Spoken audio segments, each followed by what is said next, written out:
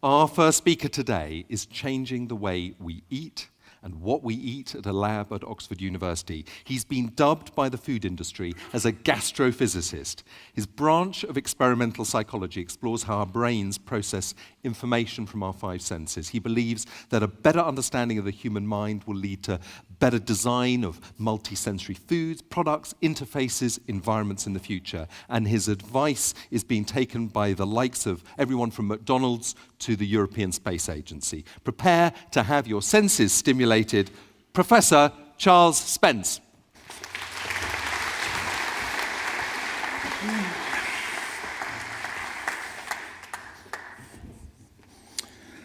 Okay, so it's a pleasure to open up this morning and to tell you a little bit about the stuff that excites me and the people that we work with in Oxford, but also around the world.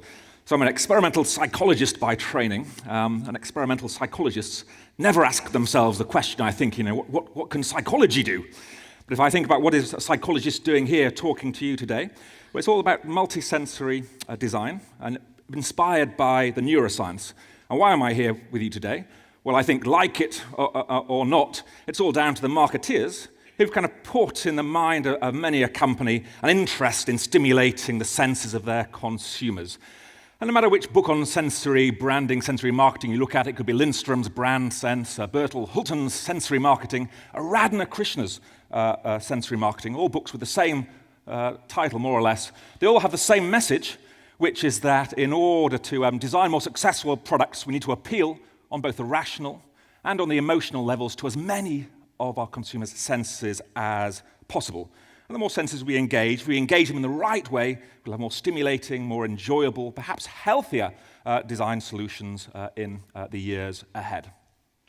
But the problem is when you open up any of those marketing books, and also many a book on well-being and design and psychology, no matter what the field, the tendency is to break up this human mind, this complex thing that we all have sitting in our heads, down to the five senses. So this is just one of those books with a chapter on touch. What can we do through tactile design, say, a chapter on smell, olfactory design, about which we heard yesterday, a chapter on taste, a chapter on hearing, a chapter on vision, and then the book is over.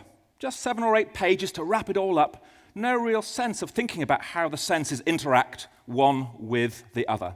And that's where we come in as experimental psychologists or neuroscientists, because every day we spend our time thinking about how the senses interact. And we see loads of wonderful examples from the lab, but also in the real world, of where if I change the way something smells, it can change how things look. If I change how things look, it'll change how they taste.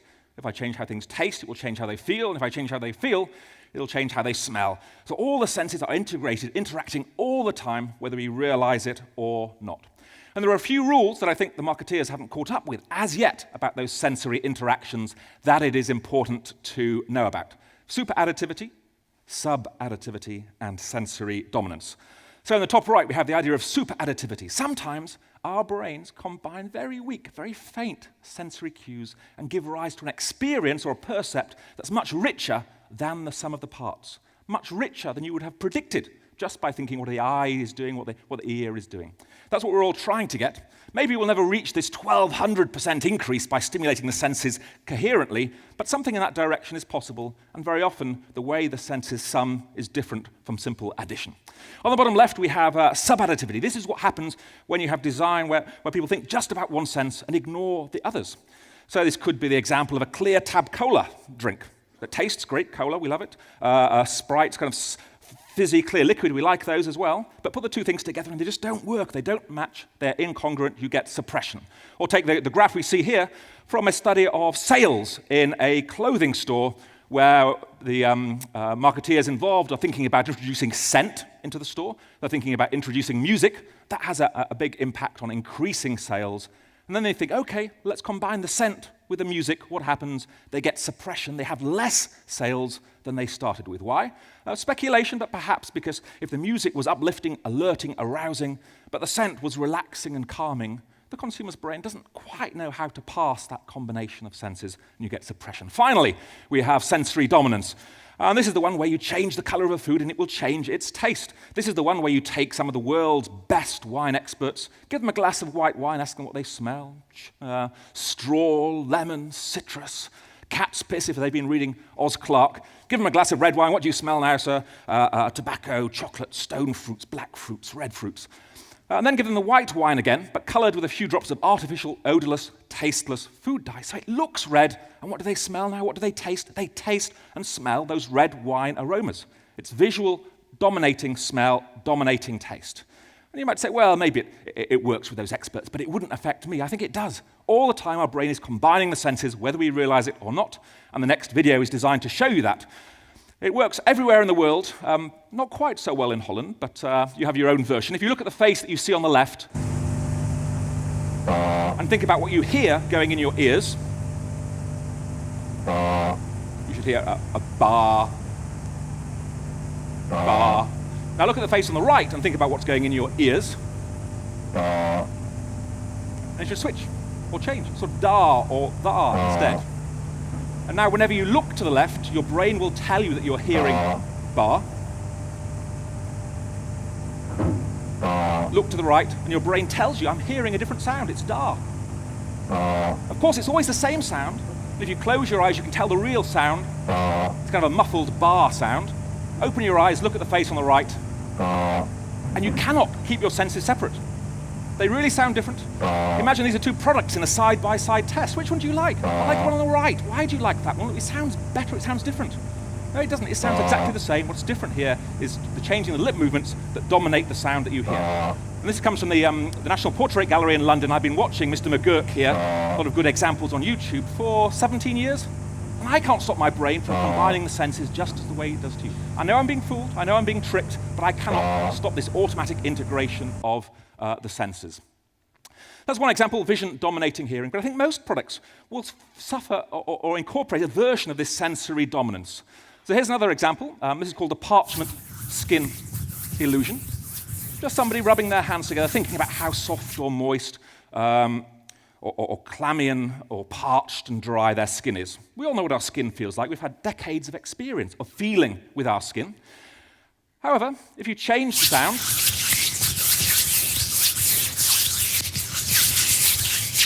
if those are really your hands and I change the sound that they make as you interact and you rub your fingers together, your hand suddenly, instantaneously feels parched and dry or moist and clammy simply as a result of the sound that is made.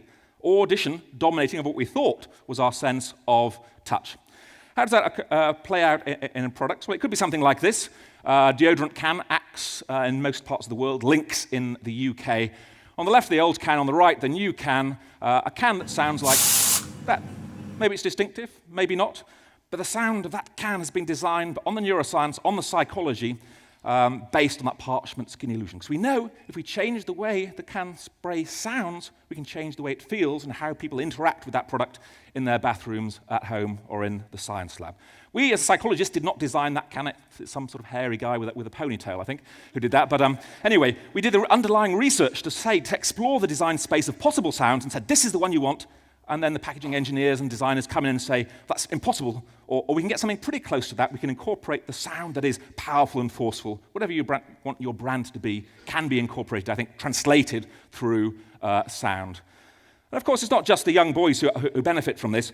Every interaction that we have with the environment, every interaction we have with products, with clothing, with machines, makes a noise. We rarely think about those noises, but those noises are indicative of the functioning of the product. Everything from makeups to scratchy pens, to sprays, to coffee makers, to car doors. They all have a distinctive sound, and you can modify that sound to enhance the experience of the user. We can also do is think about exploring the space visually. So this is work we've been doing with Katsuo Okajima in Japan. Just an off-the-shelf headset for watching movies. We see the original sushi on the left, the augmented reality sushi on the right. So we can explore how people engage with, enjoy food, in this case, as a function of the visuals that they see. If we change the look of the fish on top of that piece of rice, it will change the taste, the experience. This might be useful in the future for restaurants when we've fished the seas to extinction of certain of our favorite kind of sushi fish. We can have the virtual experience, and if visual dominance holds true, the experience might be almost as good as the real thing. Or if one's thinking about sort of product development, I want to know what would happen if I changed the color, the feel, the texture of my product, package, or thing, then I can do it virtually using this technology, see what's the best color that gives me the desired effect I'm looking for, and then go and build a thing. So this kind of parchment skin illusion, this is augmented reality visuals, are all ways of exploring sort of a design space virtually, and hence testing what people like, what works, what doesn't, and kind of a more rapid innovation process. Part of the reason why many of the big food companies are using these sorts of techniques now to innovate more quickly than they have done previously, or than have their competitors. And this world of food, as embodied by the sushi, is one that is very exciting for us. Book in the bookstore, The Perfect Meal, it kind of embodies our attempt as measurement scientists to kind of work with the designers, creatives of the kitchen in order to find out how the senses combine to deliver better experiences. And this is an exercise in, we haven't mentioned touch yet, it's an exercise in kind of tactile marketing. You pick it up and you just feel how heavy it is, and you know that's kind of quality in your hand. No need to read it or anything else. So go to the bookshop, pick it up and see what you think. But wait, wherever we see it, in wine bottles, in lipstick, in the cutlery that you eat with in a restaurant, the heavier it is in the hand, the better the experience you will have, most of the time, as a result. So what sort of things come out of this space of interaction between the psychologists and the designers and creatives of the kitchen? It's things like this, the sound of the seafood dish. Again, we did not design this dish, but we did the underpinning science that led to it. So this is a dish that's served at the Fat Duck restaurant in Bray, about 40 minutes from Oxford, formerly the world's top chef, Heston Blumenthal. It comes to the table looking like the sea, with a bed of sand and foam, seaweed, and if you're lucky, a little bit of seafood tucked in there. On the other hand, the waiter will come to the table and say in his best French accent, "We recommend you put earbuds in first," before you start the dish. And when you do that, you will hear this, the sounds of the sea, designed by Condiment Junkie to have just the right number of waves crashing, just the right number of seagulls overhead, for you to be able to kind of put your own childhood memories of the seaside on top of that soundtrack. And we've done the research to show that that seafood tastes significantly better, but no more salty, with the sounds of the sea than if I were to play you cutlery noises, modern jazz, or something else instead. So this is kind of getting at technology and design at the table, an exciting space where I think the chefs have a lot of creative genius in order to take the science and turn it into something amazing, talked about, desirable, and a space where you can sort of do things rapidly. Because oftentimes with big companies, you might tell them an idea or try and convince them to change their design, but they've got to convince layers of management upon management, and then they move, and then they downsize, and it's very difficult to get things done. Many of the chefs are their own bosses, and if you can convince a chef of something, they may put it on the menu tomorrow, next week, next month, and you can see what flies, what doesn't. And our hope is that some of the crazy, bizarre, wonderful ideas that the modernist chefs are putting in their restaurant will, in a year or two's time, percolate down to the high street, to the corner restaurant, to the gastropub, to the food we eat in the air, to the food that we eat in hospitals. Here's one example of that, part of that transition. This is a dish from the House of Wolf restaurant in North London. It's using sound, but now it's using a more kind of synesthetic sound, the sound of sweet or the sound of bitter. This was the first menu at the restaurant, a sensory menu, one course for each sense. It's the dessert down at the bottom that I'm interested in here, the Sonic Cake Pop, designed by a culinary artist, Caroline Hopkinson from the UK. It's a cake pop, and you'll see on the menu, if you want to make your dessert taste sweeter, dial 0845 on your mobile device. If you want to make it more bitter, dial 0845 something else. So here we're repositioning the technology in your pocket that normally distracts you from dinner into something that can add a bit of digital seasoning, add maybe 5 to 10% sweetness to your dish. I'll play you the two sounds now, and just think which sound is bitter, or which of these two sounds is sweet. Sound number one. Here we have the diner eating the Sonic Cake Pop, listening to one of those two telephone numbers, and having a different taste experience as a result of the sound that they hear. Okay. And sound number two. More bitter, more sweet, sweeter. It's got to be sweeter. Not literally sweeter, but synesthetically sweeter. When we bring people into the lab in Oxford and give them tastes and smells, textures and aromas, and ask them to pick an instrument, to pick a musical note, to pick a tempo of music, we find systematic responses that most people will say sweet is high-pitched. Most people will associate sweet tastes or sweet smells with tinkling pianos or wind chimes, whereas bitter tastes in food are lower pitched, more likely to be brassy as a result. And I can go and pick music off the shelf that has those properties, or I can work with sound designers to try and create music that's pleasantish to listen to and that encapsulates the science and at the same time changes your taste experience through knowing how the mind works. So this is kind of an example of sort of this new world of synesthetic design, synesthetic marketing. These connections between our senses that are not necessarily obvious in the way that the seaside sounds and seafood is. It's more abstract, almost like synesthesia. But it's different from synesthesia, these connections, because many of us will share them. Most of us will say sweet is high-pitched. Most of us will associate shapes with tastes as well, or colours. And this approach is something that leads to things like this. So I think part of what our job as psychologists, we can sometimes provide constraints for designers, and we heard the importance of that yesterday. Sometimes we can provide inspiration. Sometimes it's just the kind of measurement of the designs or the validation of the results. But here's some designs for prototypes of plateware from Jialing Deng from one of the London universities that she just created based on our research. One plate designed to capture each of the 5 basic tastes: bitter, salty, sweet, sour, and umami.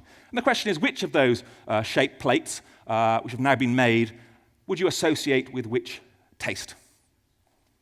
We test this in the restaurant. We've tested this online. And we find that about 75 people across several countries now will say that sweet is the one on the left, then sour is the green one, bitter is the one in the middle, pointy and dark, salty is the 4th one, and that kind of U-shaped thing is umami. So it's the designer kind of embodying the science in a beautiful way, and an iterative process between the designer and the measurement scientist. We may feed the results back from an online study to Jialing, and she may update her designs as a result. But this sort of shape to taste and color to taste synesthetic matching is sort of something that's been around for decades, for longer than a century. Just take the star on the front of the Heineken label. To me, that's synesthetic design. Introduced in 1882, 1888, because Heineken won a prize for great tasting beer. But the thing is, it's stayed there ever since. So there's a story about how that got to be there. But in our lab research, we find that people will associate bitterness and carbonation with angularity. Sweetness is round for most people. And as a result, if you're trying to sell something that is bitter and carbonated, like a beer, what better than an angular logo? Take San Pellegrino. Since the 1890s, they have stars all over their sparkling water bottles. What are they doing there? No one ever tells you. But I think there's synesthetic communication in the mind of the consumer that some designers have picked up intuitively, but now we can measure and think about if it's true for beer, would it also be true for dark chocolate or for coffee? And the answer is yes. And we can measure it, test it, and pass on the insights to other tastes and flavors.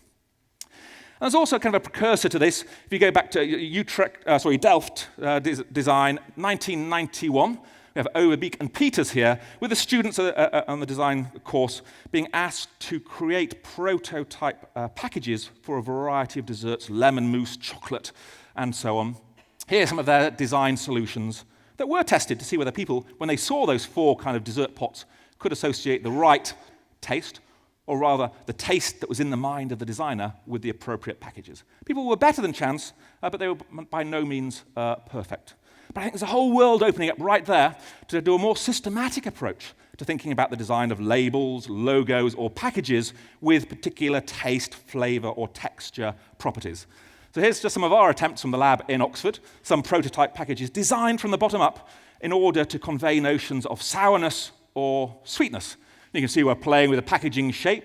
We're playing with the speech sounds to use sound symbolism. Certain sounds will sound sweet. Certain speech sounds will sound creamy. We've got those in the name. We're playing with a typeface. We're playing with a pitch of the sound that might be playing in the background when people look at those packages. And we can create sort of scales that this will be the ultimate sweet package. Bottom-up design, not maybe beautiful design necessarily, but I think there's a great space to play there between the designer and the measurement scientist in terms of embodying certain taste, flavor, texture properties.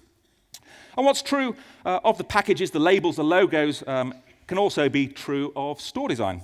So we're working with colleagues in architecture in the University of Hasselt in Belgium, looking at whether certain store designs, more rounded or more angular, might be more appropriate for certain kinds of products. We think there's an answer there. There is a certain match between, say, certain perfumes and certain store designs, and we're currently investigating that in virtual reality and in a little model store. I just want to finish up with a couple of examples. This about the measurement methods now. Here we have a dish not from Brazil's most famous chef, who we had a little food from yesterday, Alex Atala, but go a little bit further south to Porto Alegre in the south of Brazil. Here we have a chef, Xavier Gomez. No, sorry, this is Albert Landgraf from Apis, his restaurant here, and we saw his dish on the internet. Visually stunning, kind of onions with some spume and little bits of pine nuts and things. Visually stunning dish. We took his dish, put it onto the internet, and allowed people around the world saying, if you were going to his restaurant tonight, how would you like that food to be oriented on the plate? And you can spin on your mobile device, you can spin at the Science Museum, till you find your preferred orientation. And here we find the preferred orientation that lines up here with 300 participants, tested overnight one day, here with 3,000 people who span the chef's plate into the preferred orientation. And here we see, in research that came out on Monday of this week, that those 3,000 people prefer an orientation that's about 3.9 degrees off 12 o'clock. So close enough. The chef was intuitively close enough, but not perfect.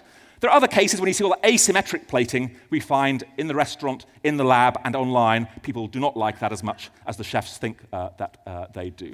So this is kind of a beautiful bit of gastro porn, if you will. And we can start to hack the plate. We can take the image of that dish, put it online, play with it, add onions, take them away, orient them in, orient them out, throw them up online when we go to the pub at 6 o'clock, and by 9 o'clock that night, we'll have 500 to 1,000 people responding and saying, that's what I like more than that. I prefer it this way. I like odd numbers, even numbers. I like symmetrical or asymmetrical. And by next morning, we can feed the results back to the chef, who will then put that plating arrangement on his menu that evening within 24 hours.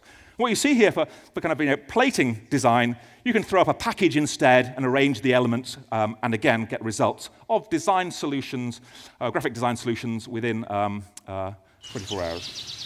Finally, we had a couple of great experiences last night, one from Bumpus and Par with some delicious cocktails, the other one with the ants and the soup. These were kind of experiential, multi-sensory experiential events around food.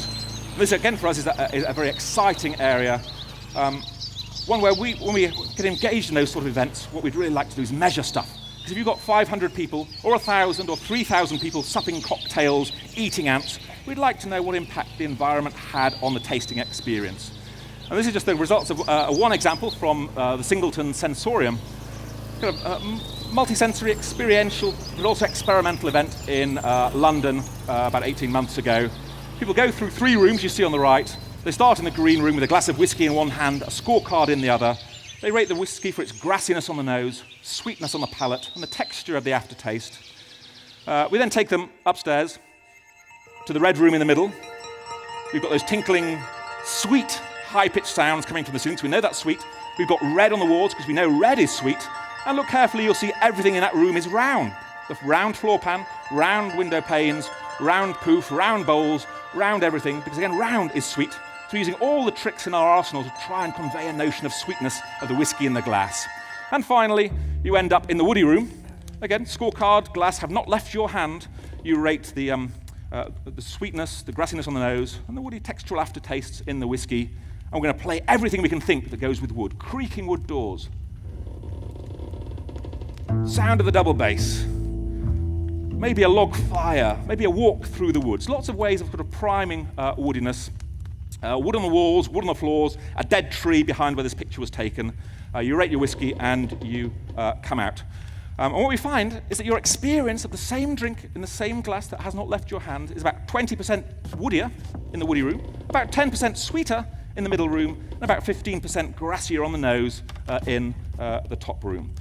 So this was 500 people. The results are published. It's kind of marketing, but it's also kind of a great experimental design, I think, that has fed through back to restaurants now, some of which are starting to serve their whiskey to their clients on wooden trays to sort of prime that woodiness on the palate. So I've finished there, but hopefully I've given you a sense why I think at the present time, with technology where it is, with a lot of sort of creatives of the kitchen, but also of packaging, of places and spaces, are getting interestingly interested in working with the psychologists who don't design anything, but what we can do is, I hope, provide some inspiration, some constraints to the designer. We can on occasion measure the results of what they do. Maybe we don't always get the question right, but I think there is a right question there to measure. And as a result, I think we're seeing some really great and exciting designs coming out in the restaurants, in the home, in the air, in the supermarket, wherever you look. The benefits of multi-sensory design with a kind of neuroscience-inspired approach are there to be seen and enjoyed. Thank you for your attention.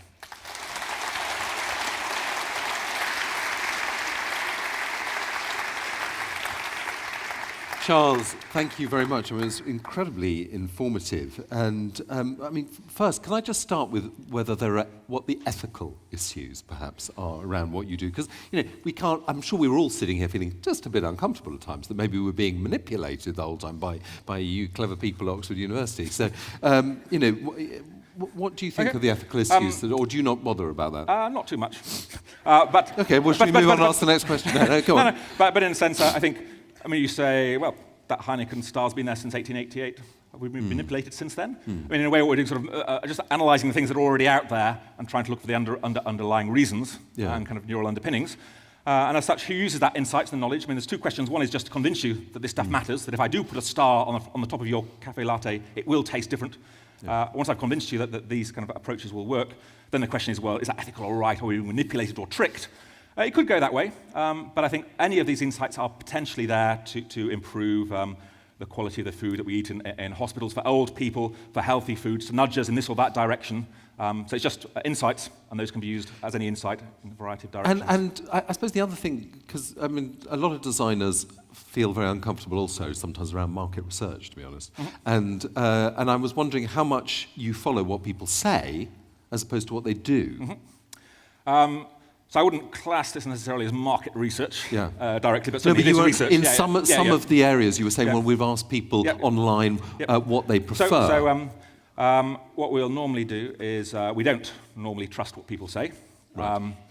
Partly if you see the Bar Dahl and McGurk video, you say, well, you can't, if those were two products, you would say truthfully that they were different in sound when we know that they weren't. So we don't, even though with our best intentions, we cannot introspect about what's driving our perceptions and our decisions. And as such, very often we'll look for more indirect measures of behavior, of performance, of liking, of purchase intent, and ultimately, when we can, a sort of purchase behavior.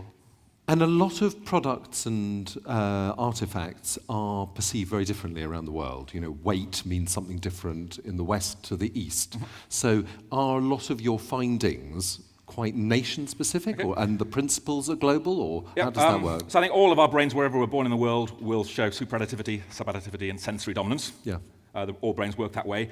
The question of which particular triggers will change the taste of the wine, say, or the drink might differ by region. So we find, say, if we colour a drink kind of blue, then young Brits will think that's going to be blue is a raspberry flavour, Gatorade or Slush Puppy. If you go to Taiwan, exactly the same drink colour will mean mint, Listerine, mouthwash instead. So you'll get different patterns of dominance, different patterns of liking as a result of the culture. But there are some things that are universal. I mean, I think there's a lot of research to be done here. For each of those findings, you might say, is it culture-specific? Is it universal? Does it depend on the age group or the demographic? But I can say, for some examples, it is universal. So I think the sweet and the bitter sounds will be universal. I think you'll find them in chimpanzees and rats as well. Because I think it's linked to the kind of the orofacial gestures we make at birth. We all stick our tongues out and to bitter tastes. We all stick our tongues out to sweet taste. And if you think about the utterances a baby would make with sweet or bitter.